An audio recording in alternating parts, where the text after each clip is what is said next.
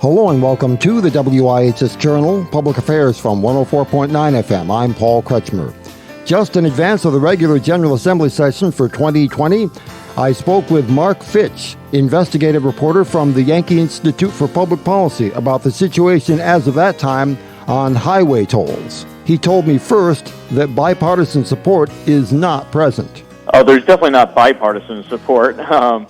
No, basically what it is, they held a public hearing last Friday that went long into the night on a draft bill of Governor Lamont's transportation plan. So it wasn't even a finalized bill. They got numbers that day. So, I mean, this was really hastily thrown together. And supposedly there was going to be a special session today, but obviously that didn't happen. And now they're saying there's going to be a vote on the tolls bill next Monday. But even that is kind of up in the air because, you know, neither chamber wants to go first, you know, because it kind of seems like they say that they have the votes, but it doesn't seem like they're really confident about it. And they also have to deal with Republicans putting up a fight. So, for instance, and this is kind of an interesting twist, next Wednesday is, I think it's Lincoln's birthday, and the Capitol is closed. So, if they were to try to hold a vote in the House next Tuesday, the Republicans could potentially filibuster it until Wednesday, and they, you know, have essentially kill the bill until it gets brought up again, I guess. But so there's a lot of timing issues at play, and there's a lot of political issues at play. And basically what it comes down to is, you know, the Democrats I don't think they're enraptured with doing this, you know, that the governor's been pushing very, very hard, and they're not in love with the idea of trying to do these tolls because they're worried about their political, you know, futures and how it's going to affect them in the upcoming election. And so there's been a lot of stalling. There's been a lot of kind of horse trading in the fact that, you know, some senators are being, you know, they're going to get a little more bonding love, you know, from the governor in the next bond meeting. So where it stands right now is kind of up in the air. It's a whole lot of I don't know from not only people watching what's going on in the Capitol, but it's a lot of I don't know from the actual lawmakers. You know, they say one thing and you kind of count on that, and then it doesn't happen. So, and this has been the tolls game since day one. It's, you know, for the past 3 years, we're going to have a vote on it today, and then it doesn't happen, and then the session ends, and then it's, you know, the whole thing starts over again next year. So, yeah, it's a bit like being trapped in a never-ending cycle of expectation and nothing happening. Sounds like a toll road Groundhog Day. Yeah, Groundhog Day. Thank you. I appreciate. I was searching for that. Yes, it is a tolling Groundhog Day at the Capitol every day. I noticed in the last several days that newly elected and sworn-in Representative Brian Farnan from Fairfield County said, "We shouldn't be discussing doing tolls in a special session.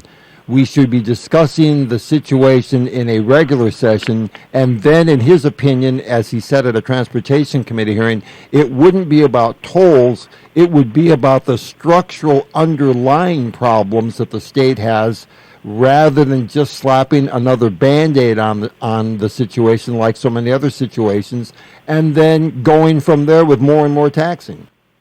Well, it's good to see a new representative comes in with, you know, having actually looked at what the problems are and, you know, wanting to address that, because that really is the problem. I mean, a lot of money goes into transportation. A lot of money's been kind of kept back from transportation, and we bond a lot of money for transportation. So, I mean, there's a lot of money being spent already, and the problem that Connecticut faces is legacy costs, the pensions, the retirement health benefits, things like that have stacked up over the decades, and the bills come due, and nobody really wants to pay it, you know, so they keep trying to find other ways of raising revenue.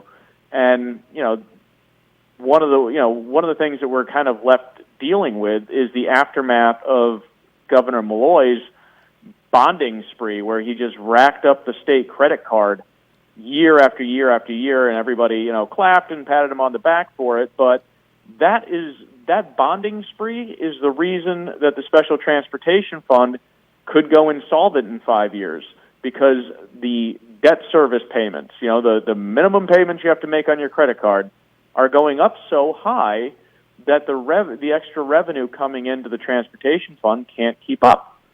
So, this is what happened. Is they came in, they did a lot of spending, and everybody's talking about funding public transportation as if we haven't been doing that. I mean, Governor Malloy built an entirely new rail line from New Haven to Springfield. He built a whole new bus line from New Britain to Hartford, and then expanded it into a number of different towns. And all of that cost a whole lot of money. So, and all that money went on the state's credit card. So when we start talking about, well, we need to put in tolls so that we can raise more money for public transportation, I sit there and I say, well, what did we do for the past 8 years? It's not like we haven't been investing in this. It's just that you guys can't afford to pay the bill now that you got all these little goodies that you wanted. So, as they have this tolls fight, they need to remember that they have a lot of outstanding debt that they are trying to avoid, and they avoid outstanding debt by trying to find new revenue streams. And also, let's not forget that if they get the truck tolls, they're going to use that to borrow more money from the federal government. Like, that is the plan, to borrow $19 billion or whatever it is. The Democrats stated they'd rather do that than do what Senator Len Fasano on the Republican Senate caucus suggested, which was to take money out of another fund that's already in the state, rather than leaving it alone, as Governor Malloy and Governor Lamont have both said they should do. Yeah, the Republicans' plan is to take about half the money out of the rainy day fund and use it to pay down pension debt, which would actually free up enough money to do Governor Lamont's transportation plan. So, yeah, you can take that, right or wrong. Do you want to save, the rainy day fund will be hitting about $3 billion at some point in the next few years. So, I mean, people can kind of have that argument as to whether or not it's smart to use it now to pay off existing debt, or whether or not it's smart to hold on to it in case the country goes into recession. And that's, people can make their own decision on that. I mean, it is available. It could be done. According to Senator Fasano, the rainy day fund would still have more than enough money to handle any kind of recession issues. But what's kind of interesting is that this is the most money the rainy day fund has ever had, and it's due entirely to the 2017 budget, which was crafted on a bipartisan basis by both Republicans and Democrats.